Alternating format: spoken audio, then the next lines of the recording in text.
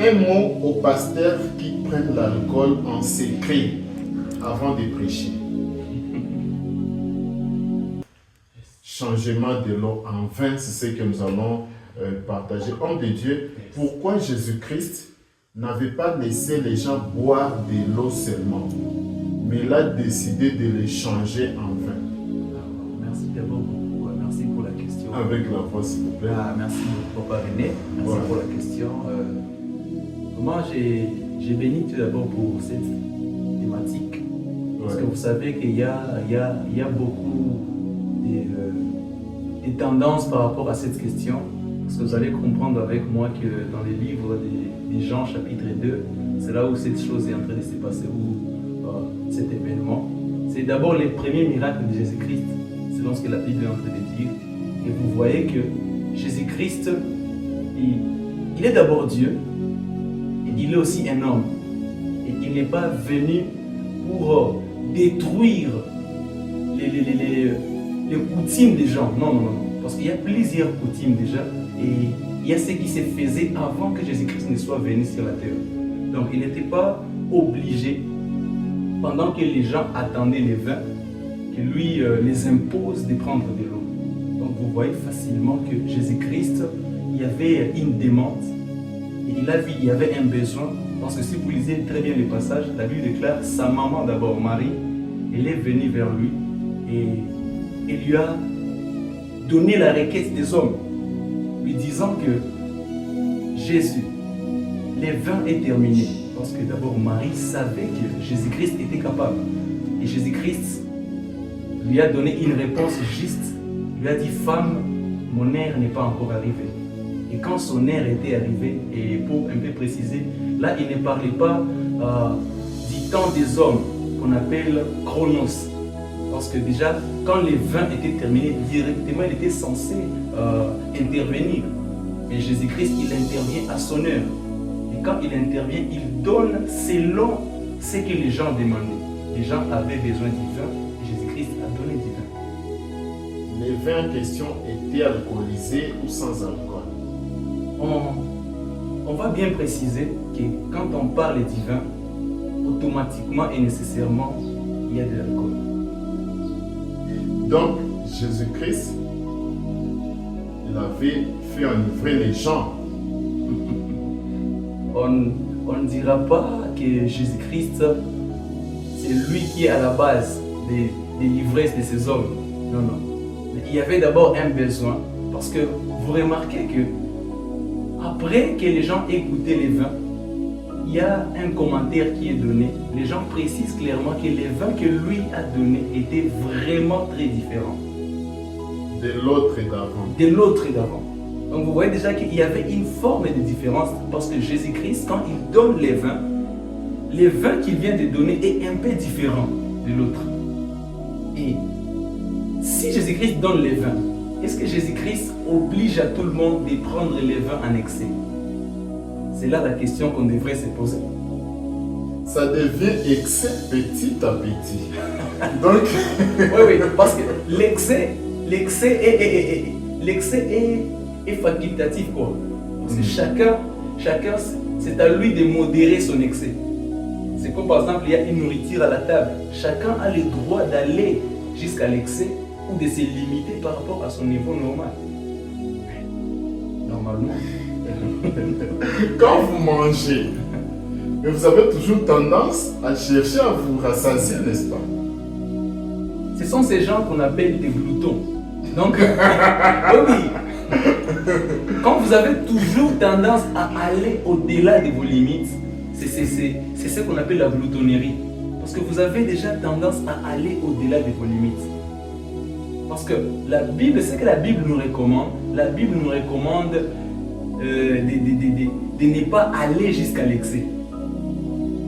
Parce que normalement même, le monde nous a donné une phrase qui est tellement connue. Tout excès est mauvais. Recommandé par un docteur. Il vous dit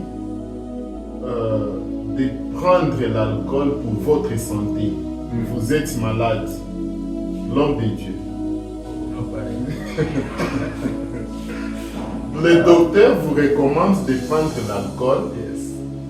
Et cet alcool avec beaucoup de pourcentage, c'est ce qui va vous guérir. Vous allez prendre ou non? Normalement, de mon côté, je suis un bibliste.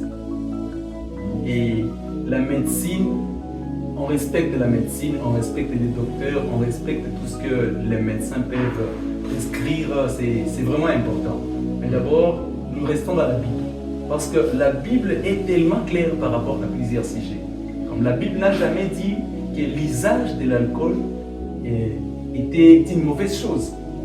Mais d'abord, la Bible se concentre beaucoup plus par rapport à la modération. C'est comme quand vous lisez le livre de 1 Timothée, chapitre 5, le verset 23. C'est l'apôtre Paul qui parle à son fils Timothée. Et il lui recommande, il lui dit, pour ton problème digestif, tu dois faire usage d'un peu de vin et laisse d'abord de l'eau. Donc, qu'il ne se concentre pas seulement à prendre de l'eau, parce qu'il y a certains problèmes digestifs qui demandent l'usage de l'alcool, mais pas en excès. Donc, vous voyez déjà qu'un médecin ne peut jamais vous recommander de prendre l'alcool en excès. Donc, vous voyez déjà que nous tournons autour de la même chose. On peut prendre l'alcool, mais quand on se permet d'aller jusqu'à l'excès, c'est déjà un problème. Un mot aux pasteurs qui prennent l'alcool en secret avant de prêcher. Vous voyez déjà qu'il y a déjà un mot qui nous intéresse. Quelqu'un qui prend l'alcool en secret. Avant de prêcher.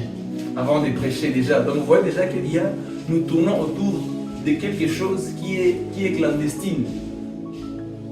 Pourtant, les problèmes de l'alcool, ça ne devrait pas être une chose qui se fait en secret. Donc, si quand même on s'est dit prendre l'alcool, pourquoi ne pas le faire dans la présence de tout le monde? Pourquoi cacher? Parce que la plupart des choses, comme la Bible déclare, tout ce qui s'est fait en secret finit toujours par être dévoilé un jour. Tu peux prendre l'alcool en secret pendant un long moment, mais comme vous aviez dit tantôt, un jour, tu vas t'enivrer. Et pourtant, vous savez très bien que l'alcool, quand vous arrivez au point de vous enivrer, ça joue avec votre mémoire. Et ça perturbe vos facultés mentales. Et directement, tu n'auras pas la capacité de te cacher encore. Tu vas te présenter toi-même. Donc, pour ces gens, ces hommes de Dieu qui prennent l'alcool en secret, les plus grands conseils seraient d'abord d'arrêter. On doit d'abord arrêter ce style-là de camouflage. Pourquoi c'est camouflé? Pourquoi ne pas être vrai? Parce que la Bible en soi ne nous dit pas de ne pas prendre l'alcool. Mais la Bible nous recommande formellement de faire ce qui est juste. S'il s'agit de l'alcool, on doit prendre l'alcool avec modération. Peut-être c'est un médecin qui t'a prescrit, peut-être que c'est un conseil et tout.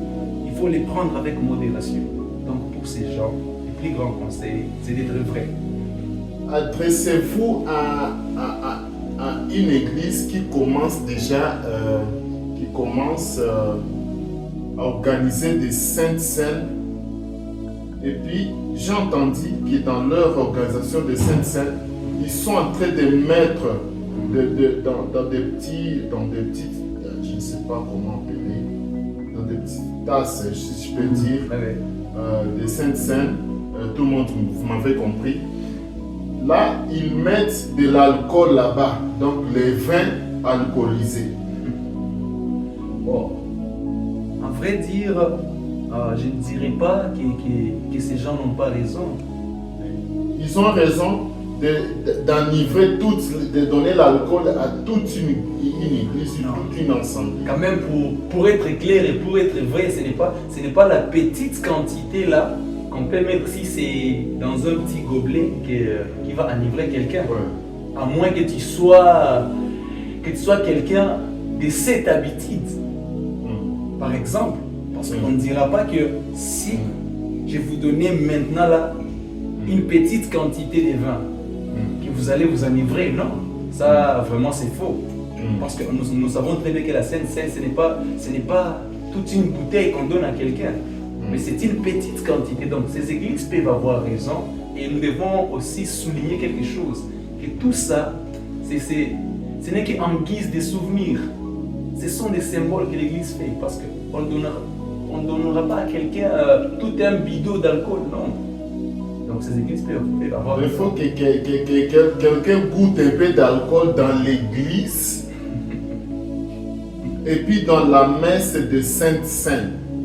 Ah non, non. Là c'est comme si on était en train de tourner autour de quelque chose. Pourtant, il n'y a pas de problème. Même ces églises-là qui mettent les vins alcoolisés, ce n'est pas un problème. Le problème a toujours été au niveau de la modération de la chose. De la quantité. Si quelqu'un ne consomme pas l'alcool comme moi, à la Sainte-Seine, je découvre qu'on m'a donné l'alcool. Est-ce qu'il faut forcer aux gens de prendre l'alcool à la Sainte-Seine? D'accord, à la base, je crois que dans aucune église, on ne force les gens à prendre la Sainte Seine. Parce que vous voyez déjà que la Sainte Seine, c'est une institution que Jésus-Christ lui-même a instaurée dans l'église. Et la question qu'on devrait se poser, les jours où il a instauré cette Sainte Seine à l'église, y avait-il un vin alcoolisé? Ou tout simplement c'était un vin non alcoolisé? C'est la question qu'on devrait se poser, parce que moi je comprends très bien que si dans une église on met quand même un vin alcoolisé, le problème on retournera toujours là-bas à la quantité. Si l'église te donne un vin au point de t'amener à l'ivresse, là c'est autre chose. Mais quand même si c'est la petite quantité pour la cérémonie organisée, il n'y a pas de problème. L'eau qui était changée en vin, c'était pour quel objectif? L'objectif, j'aimerais m'appuyer sur un passage qui dit ceci. C'est toujours dans la Bible. La Bible déclare nous devons fêter avec ce qui fête et nous devons aussi plairer avec ce qui plaît. Est-ce que pour fêter, il faut l'alcool? Vous voyez déjà, c'est ce que j'avais dit juste au début. Dans la tradition juive, il ne pouvait pas exister ou avoir une fête sans vin. Les Juifs? Oui, chez les Juifs. Là, nous parlons vraiment des Juifs. C'est comme ici au Congo aussi, à Goma, il y a... L'origine de Jésus-Christ. Il y a plusieurs coutumes. Par exemple, il y a certains, s'il n'y a pas les kanyanga, c'est un mot un peu traditionnel. S'il n'y a pas les kanyanga, il ne peut pas y avoir de fête. Vous voyez? Et dans cette fête-là, à l'annonce des Cana, il devrait y avoir les vins. Parce que c'était organisé comme ça. Donc l'objectif, c'était d'abord pour que la fête soit vraiment complète. Pour que la fête soit comme l'organisateur avait prévu. Dans quelques années, vous serez mariés. Le jour de votre mariage, il y aura l'alcool, homme de Dieu? Wow, j'aime cette question. J'aime vraiment cette question. Vous savez, moi particulièrement, là je parle de moi, ça n'engage que moi. Le jour de mon mariage, je dis toujours même aux grands frères, aux amis, même à plusieurs hommes de Dieu, ce n'est pas, le mariage n'est pas un événement. Vous invitez ton pasteur même, dans ton mariage, là où il y a l'alcool. Même mon père, par exemple. Ouais. Hein?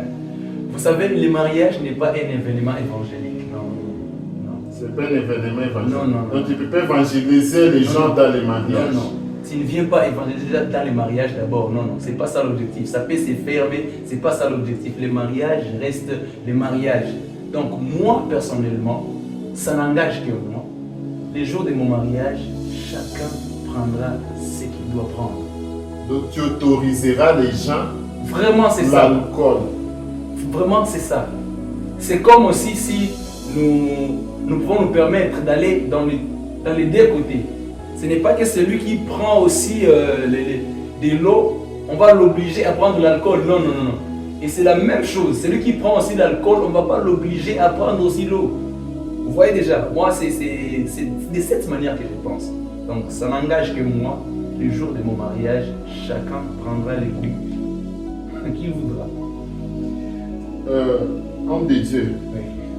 l'alcool est-il important dans les corps d'un chrétien? Vous voyez déjà, l'apôtre Paul était clair. L'apôtre Paul était clair. Pour la santé de Timothée, par exemple, Timothée était un serviteur de Dieu, aussi un fils spirituel de Paul. Et c'est Paul, son père spirituel, qui conseille à son fils de faire un peu d'usage des vins, parce qu'il avait un problème digestif. Donc, vous voyez déjà que l'alcool est tellement important pour Timothée. Mais peut-être pour moi, non. Il avait le manque d'alcool dans son corps. Non, il n'avait pas les manques d'alcool, mais il avait des problèmes digestifs. Vous voyez, donc il devrait faire l'usage des vins. Pour qu'il puisse avoir l'appétit de manger. Peut-être avoir l'appétit. On va déjà dans ce sens-là. C'est comme par exemple, tout peut être nuisible. Je crois que là, je suis un peu clair. Tout peut être nuisible. C'est comme même la nourriture. Moi, je connais des gens qui ont manqué le sommeil parce qu'ils ont beaucoup mangé. Et ça c'est l'usage de la nourriture. Pourtant, la nourriture est tellement bonne pour la santé. Donc, quand vous allez toujours à l'excès de quelque chose, il y a un problème. Il y a un problème. Quelqu'un qui était dans le monde, pour terminer, pour finir, quelqu'un qui était dans le monde, il était un alcoolique. Il reçoit Jésus-Christ comme Seigneur et Sauveur de sa vie.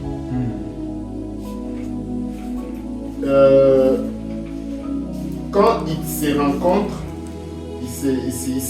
donc il entre dans l'église dans une célébration de cette cérémonie. Là, il y a l'alcool. Donc là, vous lui conseillez de retourner dans le monde parce que l'alcool est dans le monde et dans l'église, même si c'est peu. Non. Je ne dirais pas ça. Je ne dirais pas ça d'une manière directe. Parce que la Bible est claire aussi à ce sujet. La Bible déclare: ne vous enivrez pas du vin. C'est de la débauche. Mais au contraire, soyez remplis du Saint-Esprit. Je ne sais pas si je l'avais déjà dit dans une émission. Il y a trois catégories de personnes. Il y a des hommes qu'on appelle des hommes animaux, donc un homme animal. Il y a un homme charnel et il y a un homme spirituel. Donc un homme spirituel, il est enivré de l'esprit, mais il ne s'enivre pas du vin. Vous voyez déjà. Donc déjà cette personne-là, s'il a réellement reçu Christ, même s'il prenait un peu les jours de la Sainte Seine, ça ne peut pas automatiquement lui faire penser à son ancien état. Parce que le livre des Corinthiens 5:17 est clair à ce sujet. La Bible déclare: si quelqu'un est en Christ, il devient automatiquement une nouvelle créature. Les choses anciennes sont passées et voici toutes choses sont devenues nouvelles. Vous voyez déjà? Parce qu'il y a certains qui pensent recevoir Christ, pourtant c'est faux. Parce que quand on reçoit Christ, on voit un changement radical. Même si ça prend le temps, mais quand même on voit un changement. Petit à petit, il change. Donc cette personne-là, il doit facilement s'attacher à Christ et abandonner son ancienne vie. Et là, ce n'est pas la petite quantité de la Sainte Seine qui lui ferait penser à son ancien état. L'homme de Dieu n'a pas autorisé aux gens de prendre l'alcool. Ah non. Mais la Bible dit: soyez enivrés par le Saint-Esprit. Yes. Et non de l'alcool. Donc, j'aimerais lever cet équivoque pour dire aux gens, nous ici, dans cette chaîne chrétienne, on n'a pas autorisé à quelqu'un de consommer, de prendre l'alcool. Alors, restez connectés, partagez, likez, veuillez écrire de petits commentaires. Nous sommes en ligne avec l'homme de Dieu. Nous avons besoin de vos conseils. Que Dieu vous bénisse abondamment. Merci homme de Dieu pour cette invitation. Merci beaucoup. Je pense qu'à la prochaine, nous allons encore développer Merci. les sujets qui viendront par l'aide du Saint-Esprit. Merci. Que Dieu vous bénisse. Amen, papa. Amen.